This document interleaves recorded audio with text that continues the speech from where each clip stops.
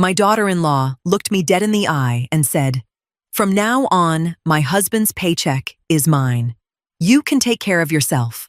I didn't argue, I just nodded and started calculating every single expense in that house. 3 days later, the first bill showed up. 1 week later, they finally understood what taking care of yourself really costs. From now on, my husband's salary belongs to me alone. You handle your own stuff. That's what my daughter-in-law Brooke said while she poured herself a fresh cup of coffee I had paid for. My son Caleb just stared at his plate and stayed quiet. In that moment, I realized all the years I'd kept this house open for them had been seen as weakness.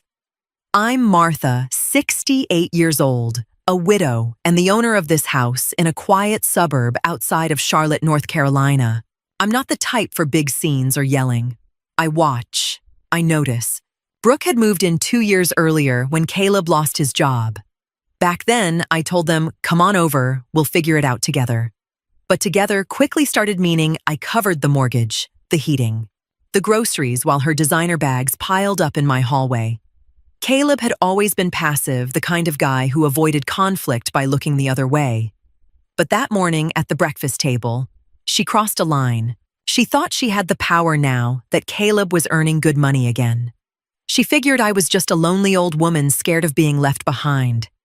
I took a slow sip of my tea, set the cup down gently, and looked her straight in the eyes. "All right," I said. No shaking voice, no accusations. Just a simple agreement. Brooke shot Caleb a triumphant little smile like she'd just won a war. She had no idea I was already writing the first invoice in my head. In this country or anywhere, really, independence comes down to one thing: control over your own numbers. If she wanted a business arrangement, that's exactly what she was going to get. I stood up, cleared my plate, and walked into my little office. The days of unconditional mom generosity were over the second that sentence left her mouth. I pulled out the thick folder of household bills, opened my laptop, and got to work. It was time to take the romance out of this household. The first step was done. And honestly, I felt strangely light. Brooke probably thought nothing would really change after her little ultimatum, except she'd have more spending money.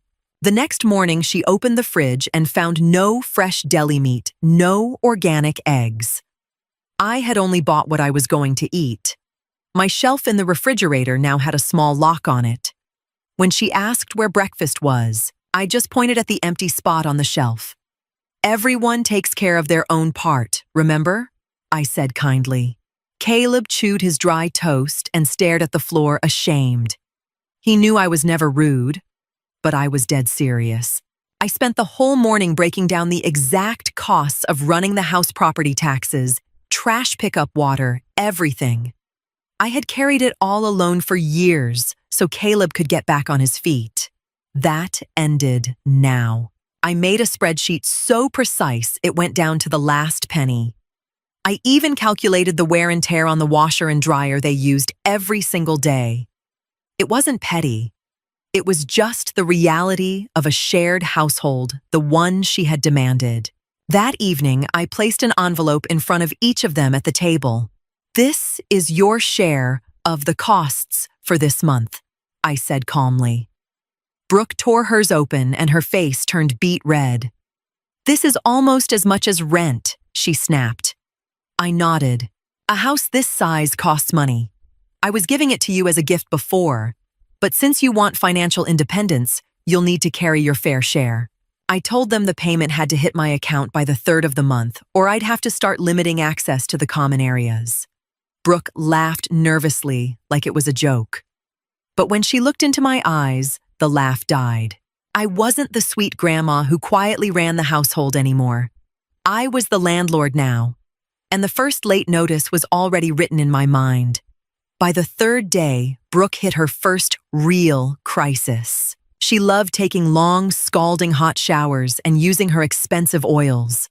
But that Wednesday morning, she walked into the bathroom and found her fancy bottles and towels gone. I had moved everything to a new shelf I'd put up in the hallway. "My bathroom, my shelf," I told her when she confronted me. I'd also turned the heated floor in the bathroom down to the lowest setting. If you wanted warmth, you were going to pay for it up front.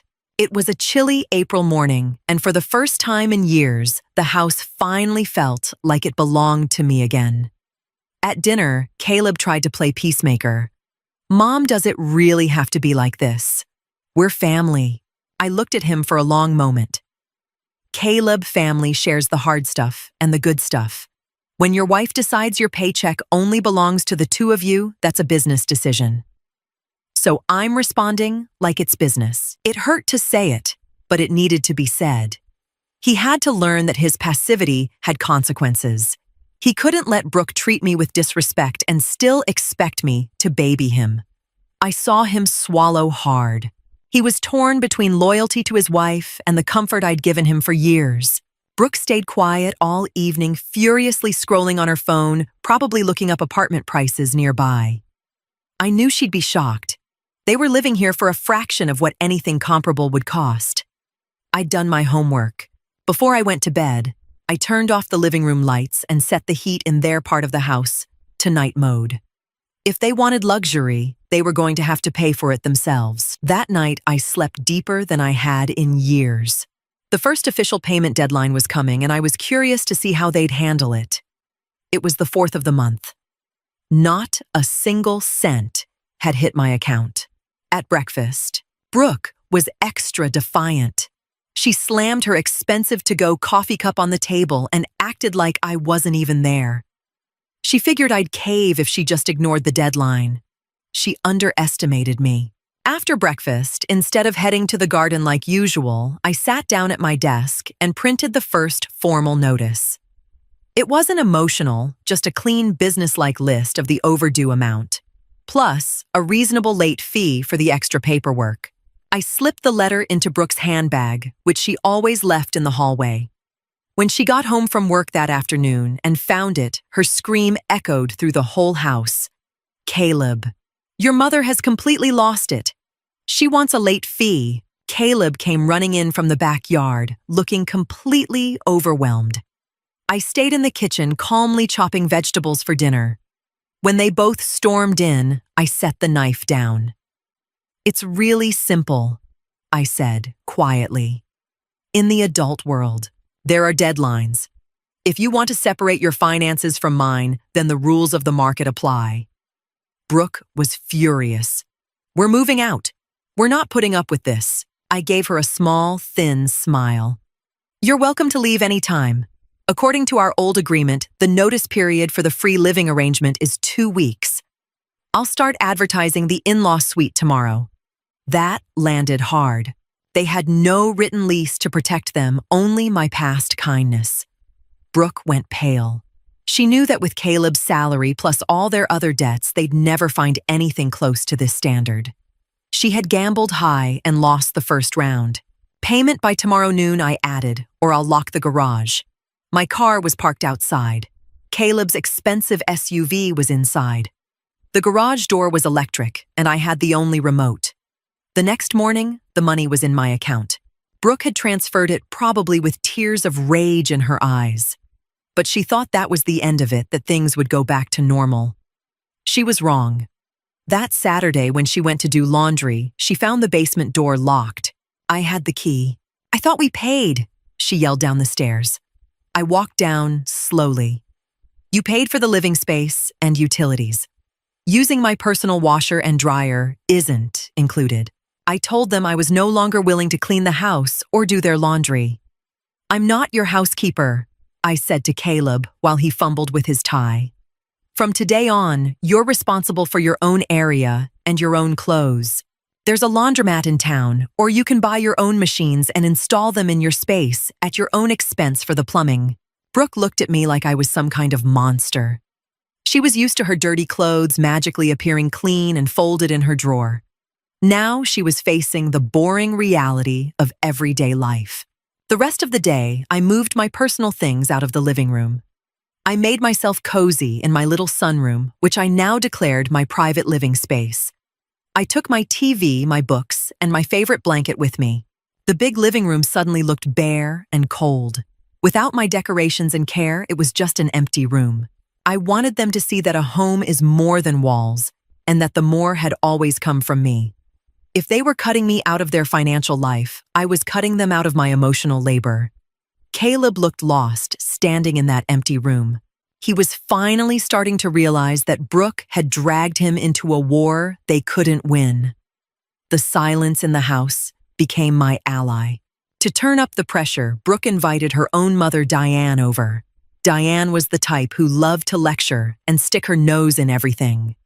They were sitting in the garden, having coffee, when I was out trimming my roses. I hadn't made any cake or coffee for them. Diane called me over. "Martha, don't you think you're going too far? He's your own son. How can you be so cruel?" I set down my pruning shears and walked over. "Diane," I said calmly. "Brooke decided that Caleb's money belongs only to them. That's her right. But it's also my right to decide what I do with my time and my property. If they want to be treated like adults, that's how I'll treat them." Brooke snorted. "You're just getting revenge." I shook my head. "No. I'm setting boundaries. And if you think I'm being cruel, Diane, you're welcome to take them in. You have that big place downtown, right?" Diane suddenly got very quiet. She loved her peace and her perfectly decorated home. The thought of having Brooke and Caleb's chaos in her space clearly terrified her. I turned back to my roses. "I figured your generosity probably stops at your own front door," I said over my shoulder. Caleb sat there ashamed while his mother-in-law scrambled for excuses. It was a turning point. He saw that no one was willing to carry the responsibility I had carried for years without complaint. When Diane left, shortly after she said goodbye quickly, she didn't want anything to do with this if it might cost her something. The kitchen was the heart of the house, so that's where I made my next move. I cleared out all the pots, pans, and dishes I had bought over the decades and moved them into my private space. I left only the few things that actually belonged to Brooke and Caleb, which wasn't much. When Brooke tried to cook that evening, she found only an old, dented pot Caleb had kept from his college days. "Where's the non-stick pan? Where are the good knives?" she cried out. I walked in with my own dinner already made. "Those are my things, Brooke. I don't want them worn out now that we're no longer running a shared household." I sat at the little kitchen table, eating my risotto while she tried to chop onions with a dull butter knife. It was a pitiful sight. Caleb came in, saw the mess, and reached for his phone to order pizza. I stopped him. "Remember, Caleb? The trash has to be sorted. And that pizza box doesn't go in my recycling. You'll need to handle your own waste." He froze, staring at his phone. Every little thing that used to happen automatically was now an obstacle. Brooke was close to tears. All that control she thought she'd won over her husband's money suddenly felt worthless when she couldn't even make a decent meal. They had the money, but they had no structure. I watched them start arguing with each other, not with me. Brooke blamed Caleb for never helping around the house. Caleb shot back that she was the one who wanted to change the rules. I felt no pity, only a deep sense of satisfaction. They were finally learning the value of all the invisible work I had done for years. The kitchen stayed messy that night. I didn't lift a finger. My space was clean, and that was all that mattered to me now. The lines were drawn for good. The following Monday, while they were both at work, I had the locks changed on every room they weren't paying for my bedroom, my office, the sunroom, and the pantry. When they got home, Brooke tried to go into the sunroom like always. When the handle wouldn't turn, she rattled the door in fury. "Martha, what is this? Why is it locked?" I opened it calmly from the inside. "This is my private space. Since we're going our separate ways now, I want to protect my privacy." She raged, accusing me of shutting her out. I reminded her that she had shut me out first when she declared her husband's income belonged only to her. "Money is power, Brooke. That's what you said. I own this house. That's my power." Caleb stood in the hallway staring at the new shiny locks. He understood the message immediately. His mother was no longer the gatekeeper to his easy life. He was now a guest in the house where he used to be the son. The silence in the house grew heavier. Brooke tried ignoring me, but it's hard when you no longer have access to the comfortable parts of the home. They spent their evenings stuck in their bedroom while I listened to music and read in my sunroom. I had drawn my boundaries clearly and defended them with every lock. This wasn't about revenge. It was about respect. If they wanted to treat me like a stranger, then they had to live with the distance a stranger demands. I noticed Caleb sitting alone in the kitchen sometimes, just staring into space. He was the one losing the most in Brooke's power play, and he finally knew it. The whole dynamic had flipped, and I held every card. 2 weeks into my experiment, the truth hit. Brooke got her first credit card statement. With all the new costs for groceries, utilities, trash, and rent to me, her budget for luxury items was completely gone. Even worse, Caleb had stopped blindly believing everything she said. He had watched her try to manipulate me and fail miserably. That night, I heard a huge fight coming from their room. Of course, it was about money. Brooke wanted Caleb to take out a loan for a new apartment deposit. He refused. "I can't do this anymore, Brooke," he shouted.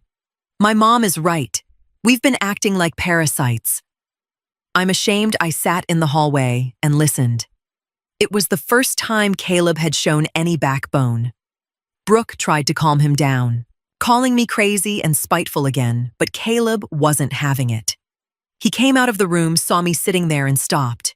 His eyes were wet. "Mom, I'm sorry. I was a coward." I nodded slowly.